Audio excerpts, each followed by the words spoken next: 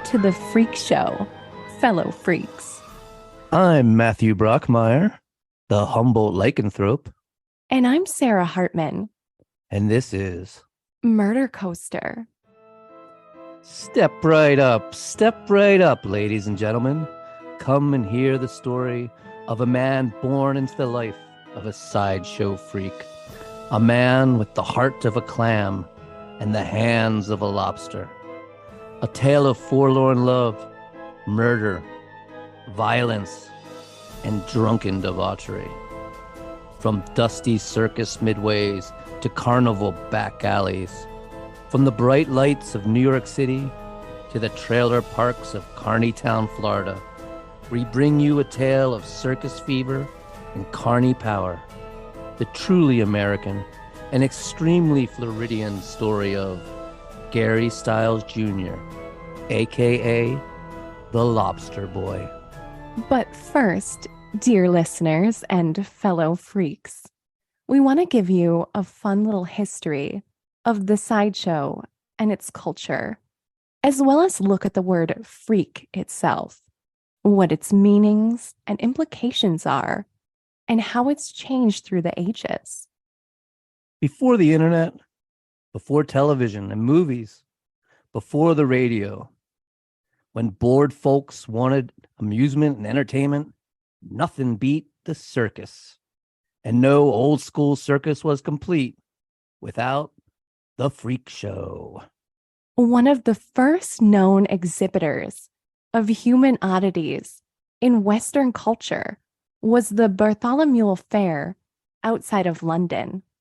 Now, the Bartholomew Fair began in 1133. So freak shows had been going on in London long before Shakespeare and even Chaucer. The Bartholomew Fair was in existence for over 700 years when it was eventually closed in 1855 for encouraging debauchery and public disorder, the fair being called, and I quote, a school of vice, which has initiated more youth into the habits of villainy than Newgate Prison. A school of vice initiating youth into the habits of villainy. Love it. Sounds like Grateful Dead tour back in the day. In the early 1600s, there was this Italian guy, Lazarus Colorado, and he had a parasitic twin brother named Johannes Baptista Colorado. And I bet you they definitely stopped by the Bartholomew Fair a few times. They were like hella famous and toured all over Europe as freaks. It's pretty gnarly. Just Johannes's left leg and torso hung out of Lazarus's waist. And Lazarus would just like cover him up with a cape when he was out and about. And okay, are you ready for this craziness? You know I'm ready. All right. Well, apparently Lazarus killed someone and was sentenced to death. But he got off on the charge because it would also kill his brother as well. Get out. Well, the internet says it's true, so it must be. Seriously, they have their own Wikipedia page. There's pictures of them as well, like old Italian drawings. I'll post them up on our Instagram page. You know, shit like this, too weird to not be true. But across the pond, here in America, one of the first known displays of human oddities was a notice in a colonial newspaper in 1738, advertising the exhibition of a 4-foot-high woman with the head of an ape. That's 40 years before the Revolutionary War. Wow. But something about that ad pulls at the heartstrings. Like, that poor woman. And just to be clear, we're not condoning the exploitation of disabled people here. We just want to give a history lesson. And as we'll see, often the freak show was a means of empowerment for marginalized people. And many, to this day, use the term freak as a point of pride. And many who identify with that moniker are self-made as well. But more on that later. Let's get on with the show. For the circus, There was the Dime Museum. That's right. They called freak shows museums back in the day, trying to lend an air of science and education to the exhibits. Though, as Professor Robert Bogdan says in his book, Freak Show, Presenting Human Oddities for Amusement and Profit, every person exhibited was misrepresented to the public, and fraud was central to the freak show. In other words, it was all an act, all entertainment. And there was no bigger displayer of human oddities than P.T. Barnum's American Museum. Opening in 1842, Barnum's American Museum was a 5-story behemoth on the corner of Broadway and Park Row in New York City, jam-packed with everything from Chang and Aang, the original Siamese twins, the Fiji mermaid, a plethora of little people, or midgets and dwarves as they were known at the time, giants, ventriloquists, magicians, bears trained by Grizzly Adams himself, a flea circus, and all kinds of other wacky shit displayed under the guise of educational and scientific. Upwards of 15,000 people a day visited this quote unquote museum. And Barnum didn't charge just a dime like all the other so-called museums of the time. Nope, he charged a whole quarter. The money was pouring in. But alas, Barnum's American Museum burned to the ground in one of the most spectacular fires Manhattan had ever seen in 1865, a time which is just about when the golden age of the circus begins. And here's where we get the term sideshow. To get to the central tent of the circus, which housed the ring where the main performers did their acts, one had to walk down the midway, the central avenue leading to the big top. Along the midway, to the sides, were smaller acts and the freak show exhibits, hence the term sideshows, as they were on the sides of the midways. But in their heyday, many of the sideshow acts were just as famous, if not even more famous, than the central acts, the trapeze artists and tightrope walkers, lion tamers, and stilt walking clowns. Just to give you an example of how famous some sideshow freaks were, really the equivalent of today's rock stars, when the famous little person, Tom Thumb, married fellow little person, Lavinia Warren Stratton, over 2,000 guests attended, among them governors, members of Congress, generals, and New York's richest and most distinguished citizens. And the streets were so crowded that police had to set up barricades to control the throngs. President Lincoln gave a reception in their honor in the White House for their grand honeymoon tour. It's insane. They were bigger than the Kardashians, Paris Hilton, and Machine Gun Kelly combined. Or look at Maximo and Bartola, billed as the last of the ancient Aztecs, said to be found on an altar in Mexico as children, where they were worshipped by the locals as the last of a sacred race. Yet, in reality, they were the children of Mexican peasants and suffered from microcephaly, a condition where the head is tiny and the forehead slopes upward at an angle due to the lack of brain development as an infant. They were often labeled pinheads back then.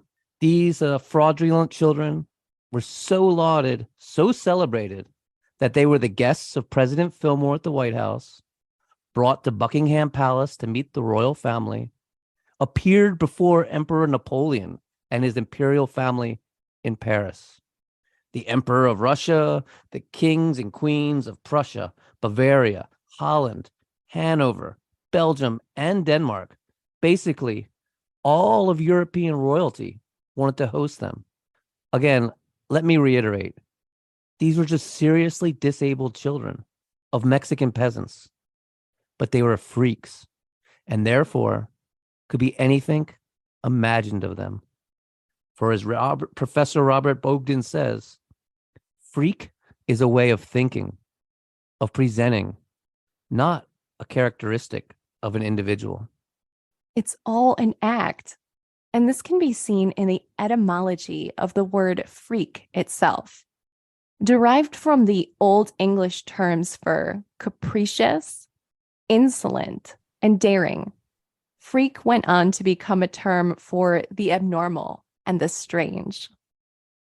By the 1950s, the word freak had become an insult, and an ugly and terrible one at that. But the nonconformists of the 60s seized on the word with a sense of pride, and it became synonymous with hippie, carrying on into the 70s with comic books like the Fabulous Furry Freak Brothers, new religious movements proudly proclaiming themselves Jesus freaks, and gonzo journalist Hunter S. Thompson even ran for sheriff of Aspen, Colorado in 1970 under the slogan, Freak Power. Then came the burgeoning punk movement, spearheaded by the Ramones, who reveled in all things freak, adopting the pinhead of the old freak show as their mascot, and revising the song from the 1932 horror film Freaks that went, Gooble gobble, we accept you, one of us, into the rallying cry, Gabba gabba hey, gabba gabba hey. And on an evolutionary front, isn't it the freak that creates higher life forms? Isn't it genetic mutations that pave the way for the thinking and philosophizing hairless ape that knows its own mortality, that's eaten of the tree of good and evil? So maybe our own tattooed lady here, Sarah Hartman, who also happens to be a licensed therapist, can elaborate on the psychological aspects of what it means to be a freak. In order for us to truly understand what it means to be a freak, we must first understand what it means to be ordinary. And I do think that it's important that we start here. After all, we at Murder Coaster and our listeners are probably not prone to considering what is normal after all. So, what does it mean to be normal? Why do people conform? Primarily, we conform for the purposes of survival and protection. Survival is easier as a member of a larger community.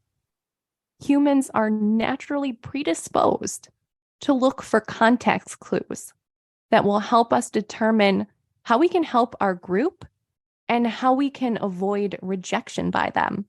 Humans are consistently making unconscious judgments and behavioral comparisons to maintain a comfortable level of conformity. As much as 10% of our daily thoughts involve social comparisons of some kind.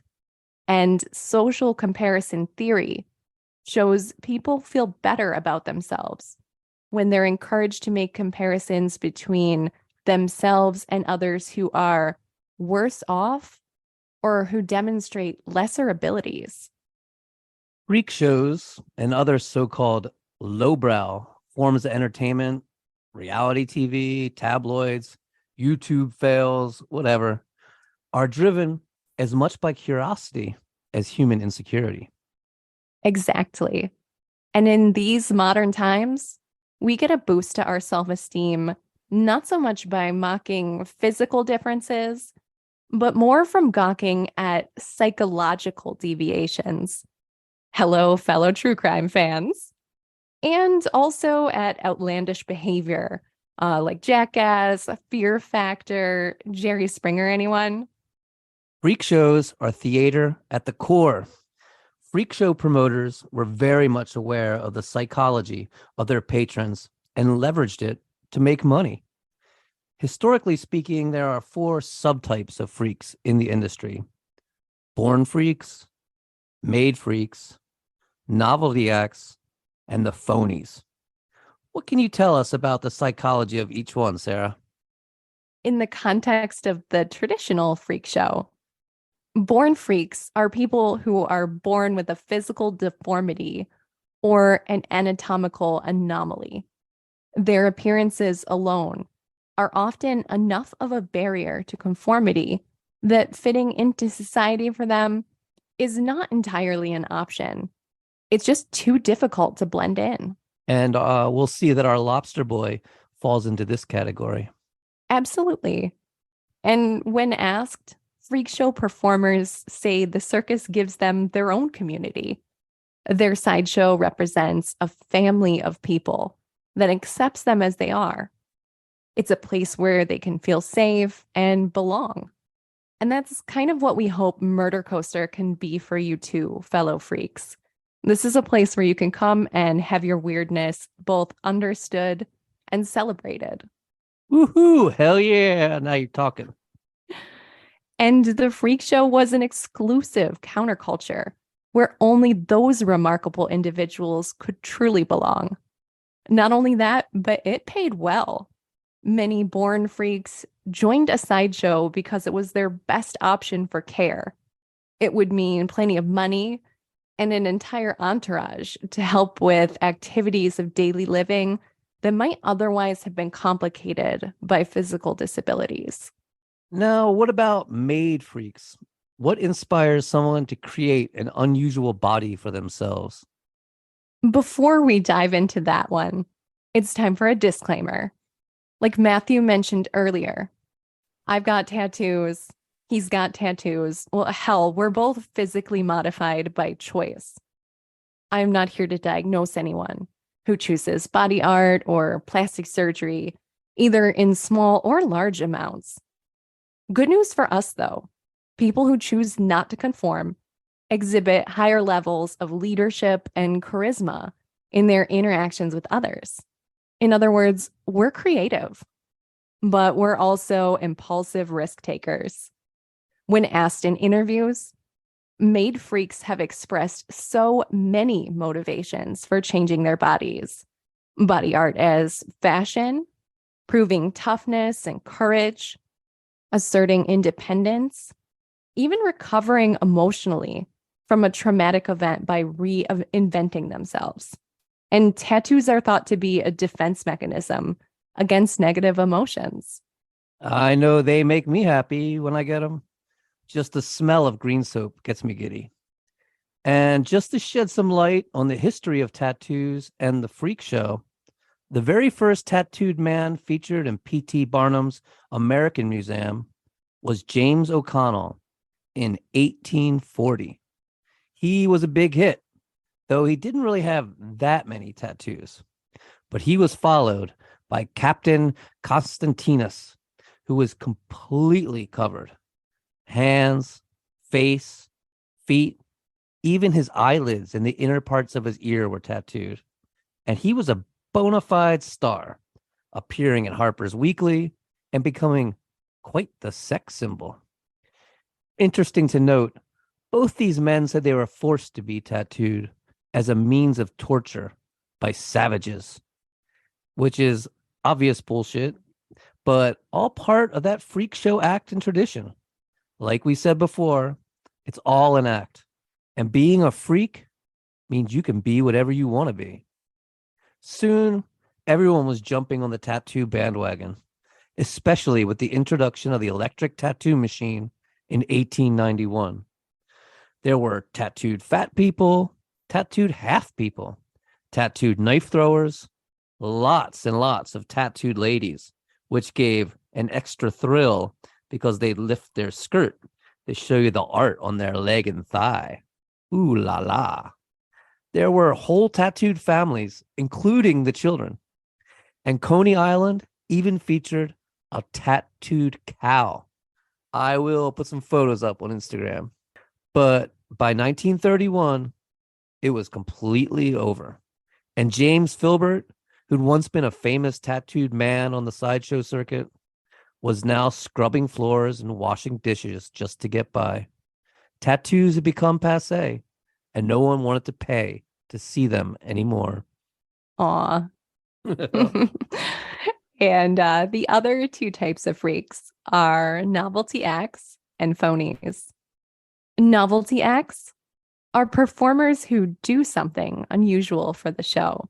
That's our sword swallowers, contortionists, strongmen. They're serious athletes. And then the last type of free show performer is known as a gaffed freak or a phony. These are freaks who fabricated their oddity, like the armless wonder, whose arms were hidden under a tight fitting shirt, or Siamese twins, who were really nothing more than two people in an outfit to make them appear conjoined. This was pure gimmick, and it was backed up by good marketing.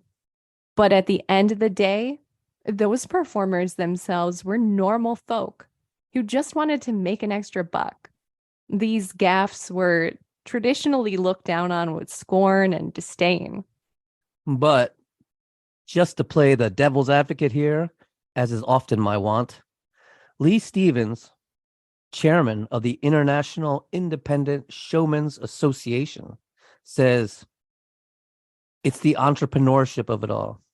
It's open to anyone with an idea, to anybody who want to partake.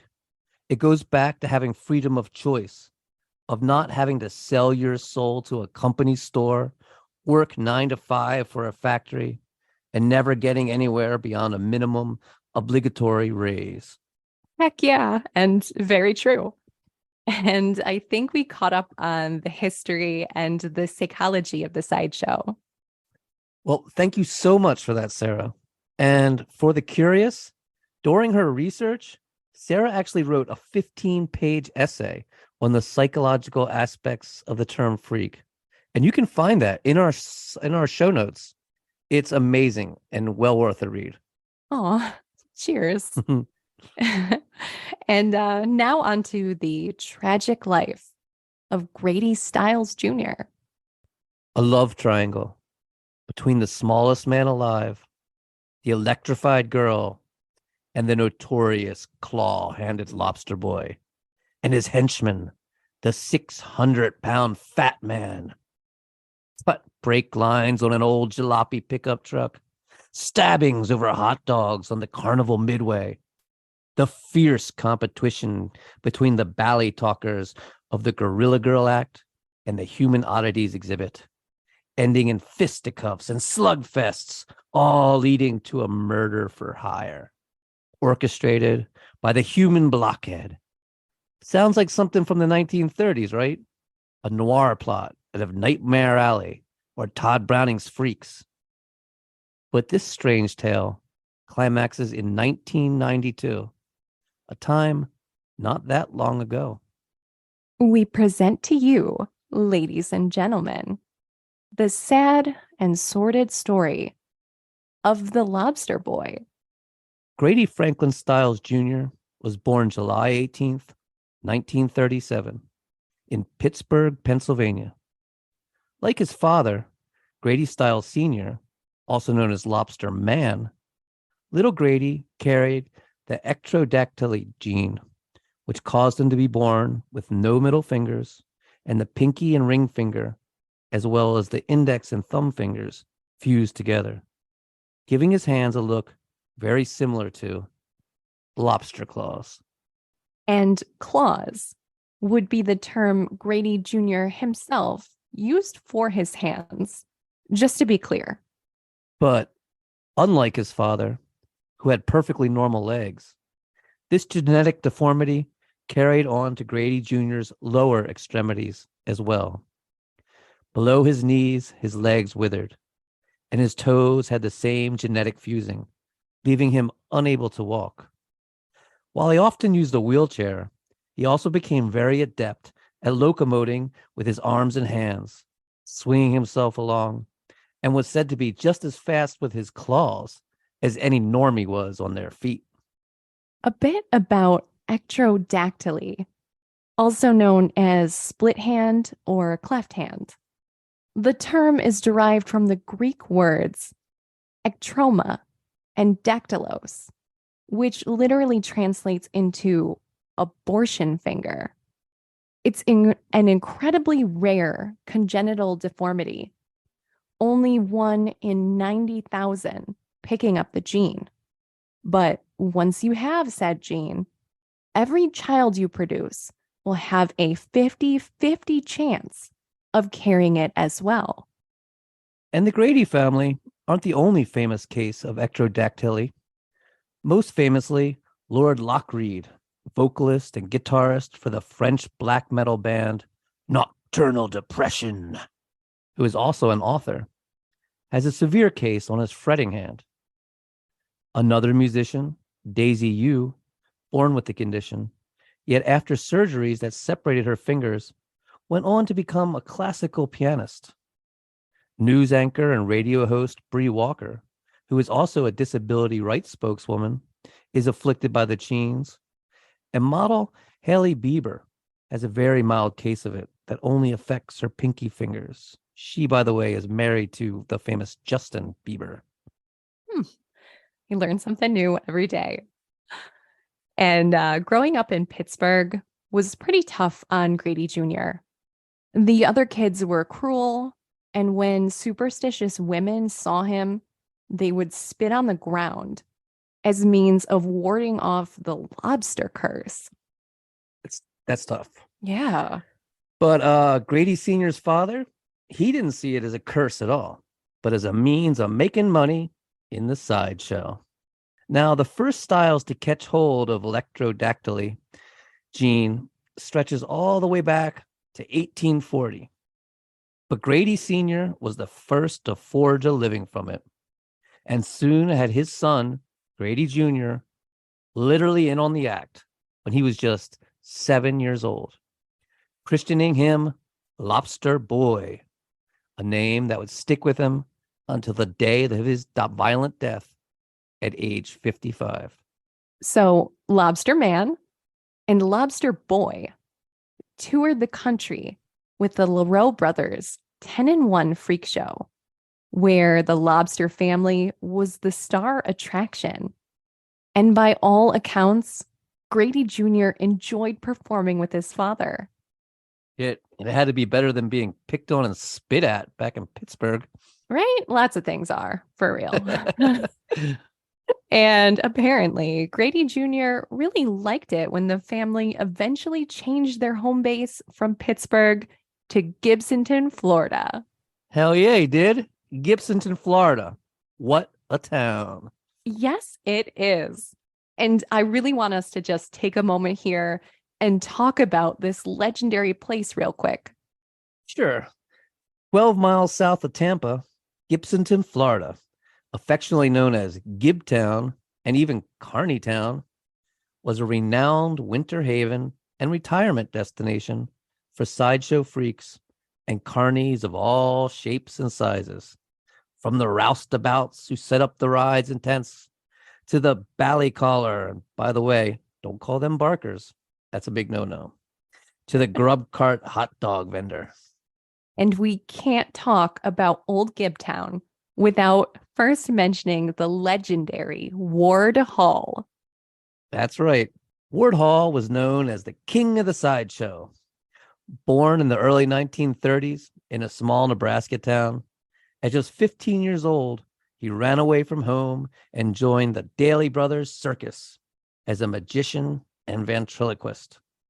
Soon, he found himself the sideshow manager of the Roger Brothers Circus, and by 1967, had started his own sideshow with partner Chris Christ, working with Circus Vargas, Ringling Brothers, and Barnum and Bailey, and countless state fairs, managing such iconic acts as Schlitzie the Pinhead. Ward Hall also starred in over 100 films. He had 3 Smithsonian exhibitions. He was honored in several halls of fame, sang at Carnegie Hall, and performed at Madison Square Garden. As you can see, he was quite the performer. And Hall made his home in Gibsonton and brought with him his merry band of freaks, such as Priscilla the Monkey Girl and Emmett the alligator-skinned man, who, incidentally, these two fell in love, married, and stayed in Gibsonton the rest of their lives. About the various sideshow performers, Hall liked to say, they were a family and I was the papa. Love it. And while Ward Hall became the face of Gibsonton when he first arrived in 1967, there were already over 100 human oddities and over 1,000 carnies and roustabouts making a home there. But with the arrival of Ward, Gibsonton truly became Carny Town. And so many incredibly famous people made it a home back in the day, such as Johann Christian Petersen, the Icelandic giant. Johann immigrated to the States post-World War II after finding out his show's dwarf harmonica players had all been murdered by the Nazis. Yeah, that was a really tragic story. And then there was Betty Lou Williams, the four-legged wonder, and she had a parasitic cyster growing out of her abdomen. Yeah, she was just like those Italian brothers I was talking about. Yes. So There's pictures of her around too. I'll try to maybe post her up too. And these performers not only made it a home in the off months of the carnival season, they were active parts of the community. The giant and his wife, the half woman, ran a restaurant and campground. Siamese twins ran a fruit stand. And the town itself catered to the performers. The beer hall had custom-built chairs for the fat ladies and the tall men. The post office had special counters for little people. Special zoning regulations allowed residents to keep and train exotic animals. Chimps would be swinging from the trees, and big cats lived in backyards. And the warm weather and temperate climate allowed trainers to work with their animals daily, which apparently is very important.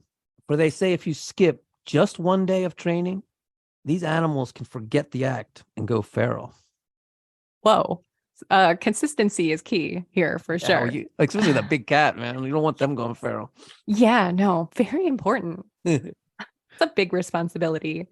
Really is. And yeah, such a place though. And in its own way, Gibtown was one of the most inclusive places in the United States. It really was. To me, Gibtown represents how the freak show was a direct extension of the American dream itself. As Hall said, for the first 100 years of us as a nation, the majority of people came from elsewhere. Everyone here was an outsider. They came here because they had a dream and an idea that tomorrow was going to be a better day if they only worked hard enough and were smart. Sideshow was only an extreme version of that. And Gibsonton remained a home for freaks well up into the 2000s. But all things pass eventually, and Ward's last human oddity, Norbert Pete Terhune, or Pooba the fire-eating dwarf and king of the pygmies. Well, he passed away in 2012, and then Ward Hall himself died in 2018. Today, there's not many sideshow performers left in Gibsonton, though one might still catch a sword swallower or fire breather practicing their craft. But there is still an annual trade show, a carnival museum, and a boot memorial. What is a boot memorial? Boot memorial? Can you explain memorial. that? Okay, well, yeah, located on Highway 41 by the Alafia River, there is a replica of the size 25 boot, and it's atop an 8-foot, 4-inch tall granite pillar. Now, these were the specifications that represent the height and the shoe size of Al Tomani, the giant. I mentioned him earlier. He ran the Giants fishing camp and restaurant. Not only was Tomani a physical giant, but he was a giant in the community as well. He was the fire chief and president of the Chamber of Commerce. Talk about big shoes to fill. Am I really going to make that joke? I feel like I'm going to make that Very joke. good. And I mean, That's actually really fascinating, though. All jokes aside, that's cool.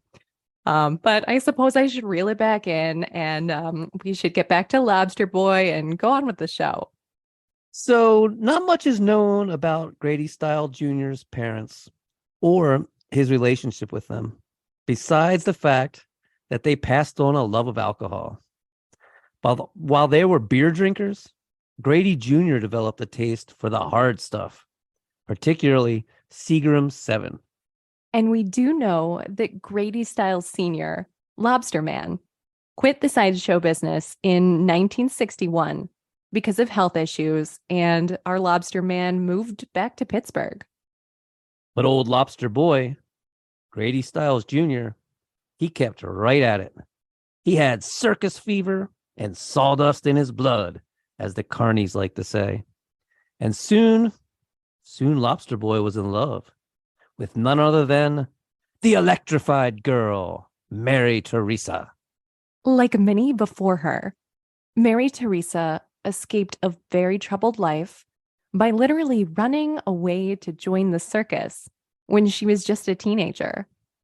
But sadly, she went from an abusive and incestuous home life to an abusive and terribly violent spousal life when she married Carny roustabout Jerry Plummer, who was known to beat her senseless before eventually abandoning her. But as fate would have it, the recently divorced Teresa found true love when she met Grady Jr. at the World of Mirth Carnival, where she'd been rising up the Carny ranks.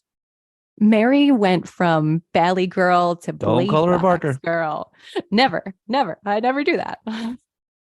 And she went from Bally Girl to Blade Box Girl, which is an act where she would stand blindfolded while a knife thrower flung blades at her, to the electrified girl, where she was strapped to a chair and doused in high amp, low voltage electricity. So sparks would fly, her hair would stand on end. And when she put a special light bulb to her skin, that light bulb would light up. It's a really cool act. You can see a version of it in Guillermo del Toro's Nightmare Alley. Such a good movie. Love it. Definitely see it. Gotta see it. Definitely. And the couple married and they settled in Gibsonton, where Teresa worked at a shrimp factory in the winter. During the summer, of course, the two would tour the carnival circuit. But the carnival circuit proved to be hard on the young lovebirds. Grady and Teresa's first child, Margaret, died after only 26 days of pneumonia. Their second child, David, lasted only 2 days longer and passed away at 28 days. Both of these deaths are thought to be from the constant travel and drafty conditions. It's a tough life. Yeah. But then in 1963, Donna Marie was born. And Donna Marie was a healthy, normal child who had avoided the lobster gene. And in 1969, Catherine was born, who, while healthy enough, did have the fused fingers and stunted legs of her father and would go on to become part of the Lobster family act. After marriage and children, with his winters free for lounging about, Grady evolved into the epitome of many trailer-dwelling married men, sitting around on the couch in his underwear, drinking all day, putting on weight, and reportedly he got up to 300 pounds. But all those years of crawling about on his claws, using his arms to lift himself, had left Grady incredibly strong, a fact he was really proud of. Grady loved to show off his strength by shaking hands, using his claw to crush the other person's hand and establish a primitive dominance. He was also known as a scrapper.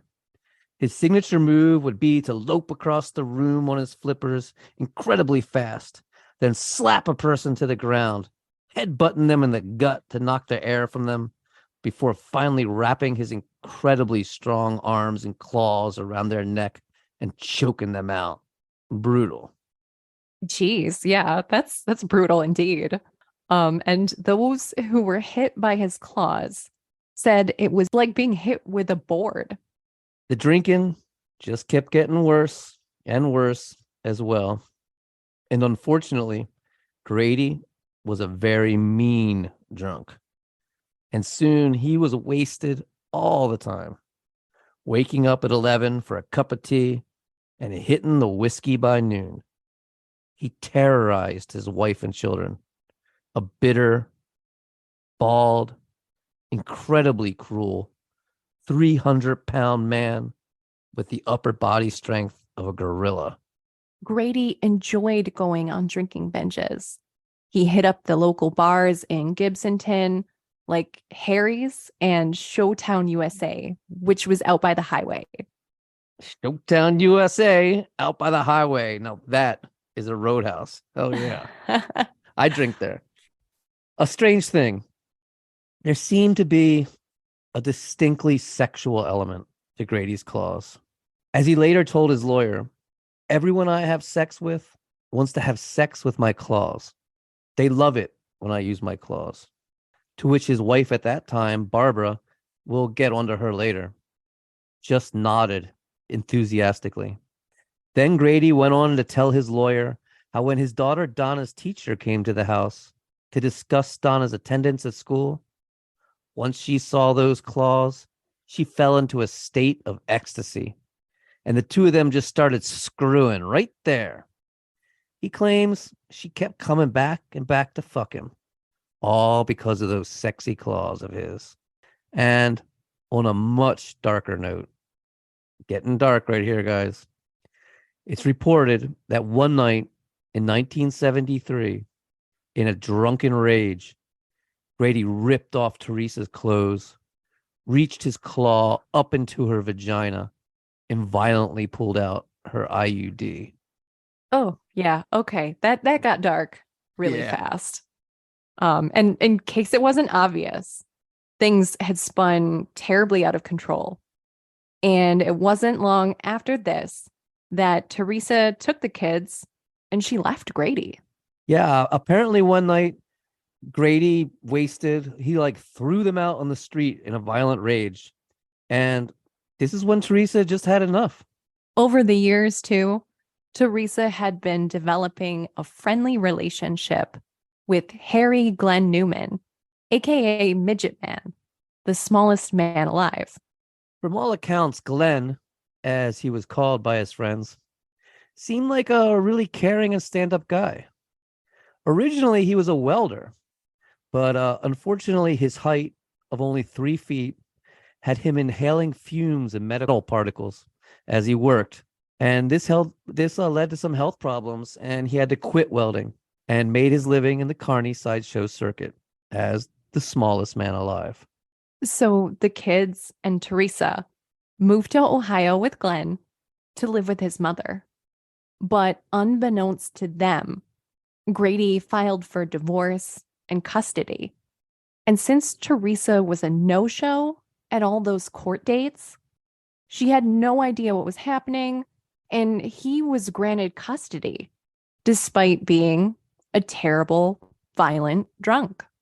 Once granted custody by the courts, Grady, who at this point had moved back to Pittsburgh and married a Florida carny named Barbara Lucille, he went right to Ohio and violently rounded up his children, literally tossing them in the back of his truck and hauling them back to Pennsylvania. Grady and his new wife, Barbara, then had a son, Gary Stiles Jr, who also carried the ectrodactyly gene and would go on to perform with his father and with his half-sister, Kathy. While Teresa and Glenn also went on to have their own child and opened a successful tire store, Teresa missed her other children. And one Christmas in the early 1980s, she pleaded with Grady to let her see them. And Grady relented. She and her new family drove back to Pittsburgh to visit the Grady clan. But when they arrived, Grady pulled a pistol on them. Stunned, they watched as Grady placed a claw to his lips, whistling, and in walked Grady's 600-pound crony, Paul Fishbowl, a.k.a. the Fat Man, carrying a shotgun. Grady slapped Teresa with a claw and told her, "Don't you bother me anymore, or next time I'll kill both you, Glenn, and your kid." and that was that. As far as reconciliation between the families of the shortest man alive and the Lobster Boy, at least for the time being.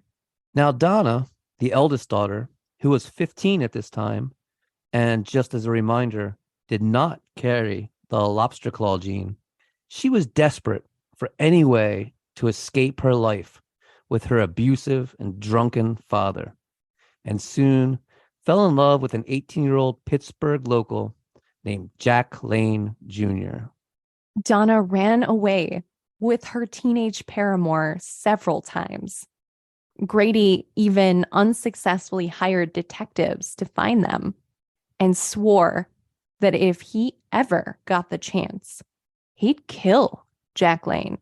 Feeling desperate and cornered, detectives and cops searching for her, and not seeing any way out, Donna called her father and told him she was pregnant, which incidentally she was not, and wanted to get married. This evidently deeply troubled Grady. Now, was he a sensitive father behind it all? Or was he a misogynist with a Madonna whore complex? I don't know. But either way, the fact that she was no longer a virgin hurt him. As Grady would later go on to say, quote, Donna was a virgin and a good girl until Jack Lane came along. What choice did I have? So he gave in and told her that if she came home, he'd sign the marriage papers, which she needed from him since she was still a minor. The wedding date was set for September 28th, but on September 27th, just one day before the wedding, everything would go straight to hell. That day, Grady went to Harry's bar and drank a dozen whiskey doubles. Okay, let me just say that again. A dozen whiskey doubles. That's like 24 shots before wheeling himself home and starting in on a gallon bottle of whiskey he had at the house. Apparently, he insisted there always be a gallon bottle of whiskey around. Where the fuck do you even get a gallon of whiskey? A handle, which is like the biggest bottle you usually see at the liquor store, it's only 1.75 liters, which is less than half a gallon. A gallon bottle, is this like, I don't know, some kind of Carny thing? Well, I don't know. I've never seen anything like that before. But for the record, they say it was nothing for Lobster Boy to polish off an entire gallon bottle in a day. Ooh, that is some seriously hard drinking. Right? Oh. And then after Donna, Barbara, and Jack came back from buying Donna's wedding dress, Grady told them his wheelchair was missing. Often neighborhood kids would play with it, and he asked his family to go looking for it. But as they were leaving, Grady called to Jack and told him he had to talk to him, seemingly some fatherly advice from his soon-to-be father-in-law.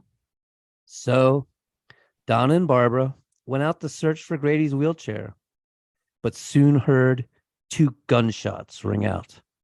They ran back to see Jack stumbling out of the row home, bleeding, coughing up blood, and clutching his chest. Jack fell into Donna's arms, where he died. Donna, cradling her fiance's lifeless body, mere moments after purchasing her wedding dress, looked up to see her father on his knees in his dirty underwear, smiling at her from the window. Why? She asked. Why did you do this? Grady smirked and said, "Because I told you I would." And when Donna shouted back at him, "You'll die for this, you son of a bitch," Grady hollered, Don't you give me any of that shit. Grady, facing the death penalty, hired a fancy lawyer named Anthony DeCello. And the first time Grady came to the office to see his slick new attorney, he was completely hammered. And DeCello kicked him out, told him to only come back sober. Fair. And DeCello, well, he put on a good show, eliciting sympathy for the distraught, handicapped father, claiming it was Jack who had threatened Grady first, and bringing in character witnesses like Priscilla Begorna, who was the bearded lady, and Paul Fishbaugh, who was Grady's fat man buddy. And he got the charge reduced to voluntary manslaughter. But that's still not self-defense. So Grady's going to have to do some time, right? That's what you'd think. But while Grady wasn't going to get the death penalty for voluntary manslaughter, he still should have gotten life in prison. But in a crazy twist, the judge found that prison wasn't equipped to house someone with Grady's handicaps, not to mention his cirrhosis of the liver and emphysema from chain smoking 3 packs of Pall Malls a day. So the judge gave Grady 15 years probation and let him walk free. And just to show how utterly American this story is, a country where anyone can reinvent themselves to find their version of the American dream, Lobster Boy takes the $15,000 he'd scrounged up for his lawyer, pockets it, divorces Barbara, and runs off with the money to go start his own 10-in-1 freak show. America. Fuck yeah. It's like an F. Scott Fitzgerald book if Gatsby was a genetically deformed, violent drunk, and murderer. So much drama. And if you think this tale couldn't get any stranger, our dear fellow freaks, buckle up because you just wait. Well, say what you want about Lobster Boy, but he must have had some sort of charm because believe it or not, and this is just insane, after all the drama and murder, Teresa, the electrified girl, somehow falls back in love with him. Yeah, that's true. And Grady, now sober, well, he somehow woos Teresa back and they move to Okeechobee, Florida together. Even his daughter Donna forgave him, which is really hard to believe. I mean, he killed this woman's fiance in cold blood the day before her wedding. But when she came to him and said she was in love with a local roustabout by the name of Joe Miles, he granted permission for the marriage, slipped her $300, and all was good and forgiven. Water under the bridge. And wildest of all, the scorned lover, midget man Glenn, aka the smallest man on earth, trails along with them. The poor guy had gone back to welding and had somehow fallen off a 15-foot scaffolding, seriously injuring his back. He lost the tire business he and Teresa ran because of that injury and was back to making a living on the sideshow circuit. Now, you may remember that Glenn and Teresa had a son together. This would be Harry Jr., whom everyone called Glenny. Glenny had found an act in the Carny world as well, the human blockhead. For those who don't know, a human blockhead is someone who hammers nails into their nasal cavity. It's actually a pretty cool act. I've seen it performed. It's unnerving and ballsy as hell. But usually it's just part of a larger act involving magic and sword swallowing or juggling and fire eating, what have you. But for Glenny, alas, pounding nails into his face seemed his only talent, With an IQ of 87, hovering on the line of being intellectually disabled, he didn't have much going for him. And as we'll see, this lack of intelligence becomes a big problem for everyone later on. Teresa found Grady to be a new man, sober, motivated, and ready to include the family in his sideshow act.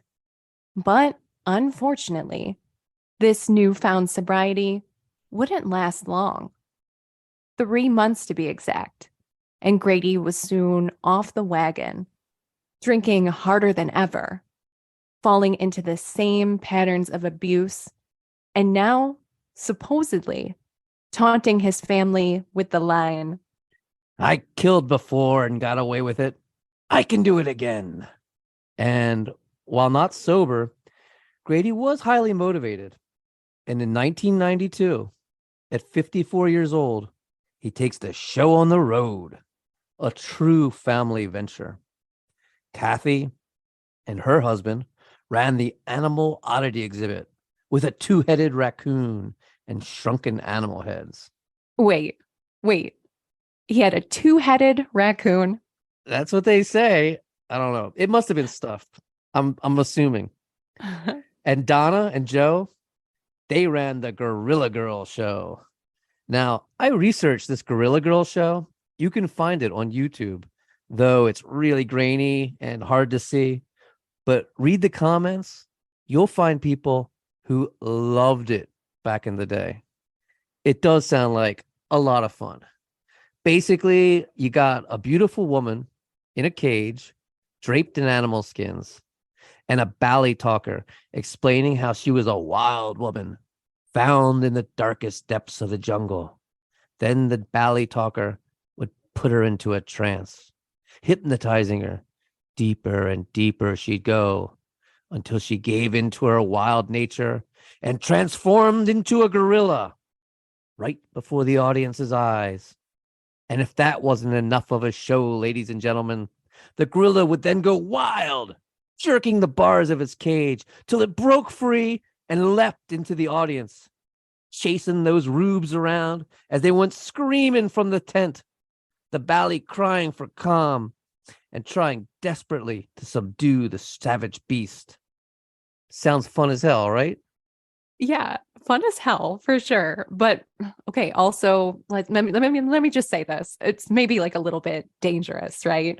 The gorillas leaping into the audience and chasing people around. Well, like the two-headed raccoon, I'm going to have to assume it was fake. Probably just a guy in a gorilla suit.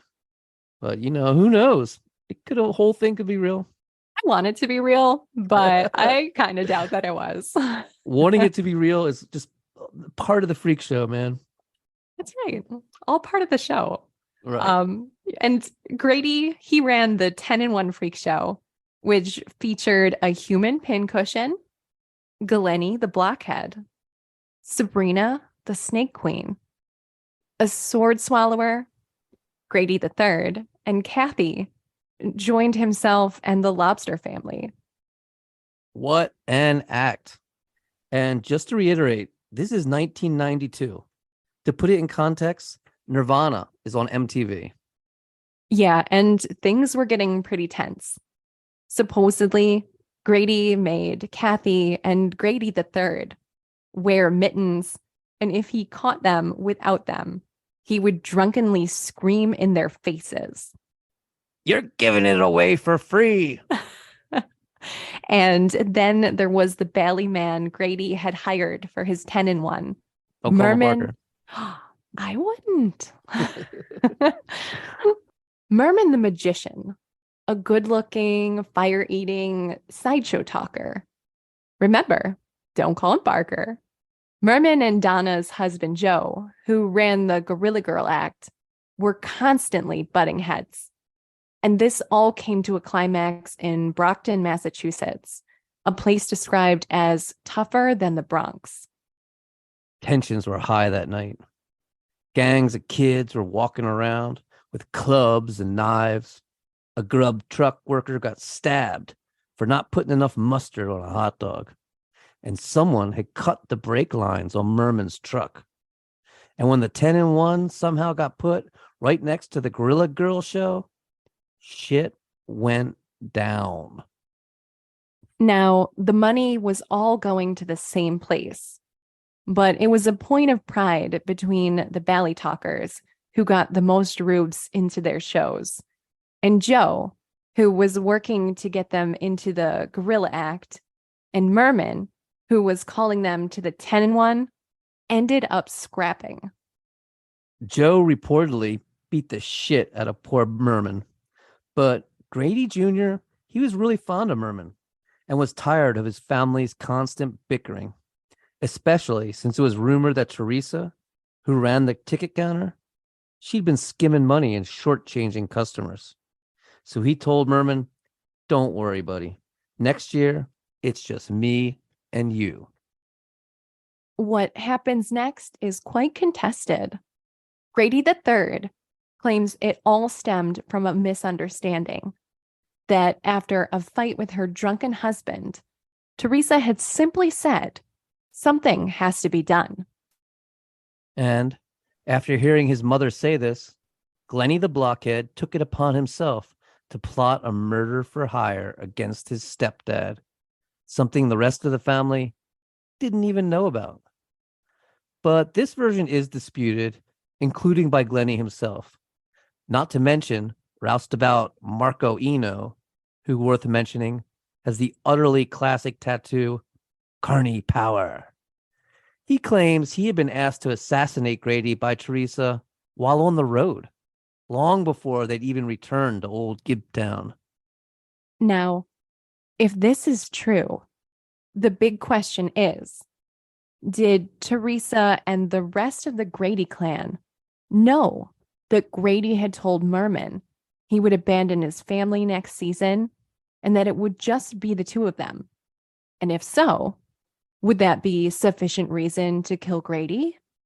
Or was she just an abused wife who couldn't take it any longer and had grown desperate?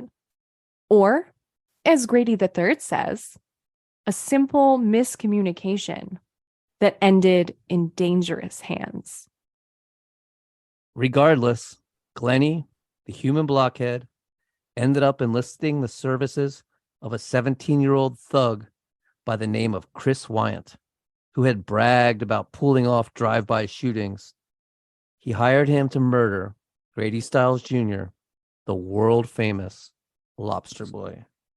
And that money that Teresa had saved from shortchanging the marks and skimming off the top, $1,500 to be exact. Well, this money ended up in the hands of Chris Wyant to pay for the murder, though how that happened is contested as well. But the long and short of it is, at 11 o'clock, November 29th, 1992, the family left Grady alone in front of the television, rolling out of the trailer under the pretense of going to check on the newest member of the Lobster family, Kathy's baby daughter, Misty, who shared the genetic deformities of the Lobster family. They all went but little Grady, who was sleeping in the back bedroom and would basically sleep through everything. With Lobster Boy alone in front of the television, it was then that Chris Wyant strolled in with a rusty pistol and he put 3 bullets in Lobster Boy's brain, killing him instantly. And what, you may ask, were the Lobster Boy's final words? "Get the fuck out of my house and don't ever come around here again." Sadly, Grady was so hated in the community by this point that only 10 people showed up at his funeral, and not a single person volunteered to be a pallbearer. Aww. Yeah. In their investigation, detectives quickly noticed there was something wrong with the picture. Detectives were immediately struck by the fact that no one was sad or upset that Grady was dead. And it sure seems strange how the family left the house moments before the murder and returned right after. Not to mention, there were no signs of a robbery. Chris was supposed to ransack the house and steal Grady's wallet, but he became flummoxed when he saw that Grady wasn't wearing any pants. Yeah. Well, I guess this is what you get when you have Glenny the blockhead plan a murder. As the Ramones say, D-U-M-B, everyone's accusing me. Exactly, though. And homicide detectives, taking this cue, hauled young Glenny in. They gave him a lie detector test, which he failed miserably before quickly folding and spilling the beans. Apparently, either too naive or too stupid to ask for a lawyer. Glenn, Teresa, and Chris were all charged with first-degree murder and conspiracy to commit first-degree murder, and all three were convicted. Teresa got 12 years for manslaughter after a contentious trial where the limits of the battered woman syndrome were argued over. But eventually, Teresa was released on appeals. Chris Wyant, the shooter, got 27 years for second-degree murder and has since been released. But Glenny, the human blockhead, he got life and is still in there today. As for the rest of the family, Kathy went on to be in Tim Burton's film Big Fish, as well as the HBO series Carnival. And Grady the third, he seems to be doing quite well. He had a daughter in 1998. He's appeared in several films, including 2004's Brain Robbers from Outer Space, and has had an active life with the Venice Beach Freak Show, which still performs to this day. In 2016, he fell in love with Jessa Olmsted, the bearded lady from the Venice Beach Freak Show. They were an adorable couple. She said he made her laugh, and he said, and I quote, "There is someone for everyone. It's just knowing when you find them." Aw, that's so cute. I love that. Yes, but it seems they've moved on from each other, and he's in a different relationship now. But for a story so filled with drunken violence, murder, and mayhem on so many levels, all in all, that appears to be a relatively happy ending. Absolutely. It does, and that makes me happy because everyone is a freak in one way or another, if you think about it. And good people deserve to find happiness, and appears that that's what's happened here. Well, that just about wraps it up for this week's installment of Murder Coaster. Thank you all so much for listening. And hey, fellow freaks, we want to hear from you. Have a case you think we should cover? Did we get something wrong? Or do you just want to say hi? Well, shoot us an email at murdercoasterpodcast@gmail.com. That's murdercoasterpodcast@gmail.com. Check you next time and stay freaky.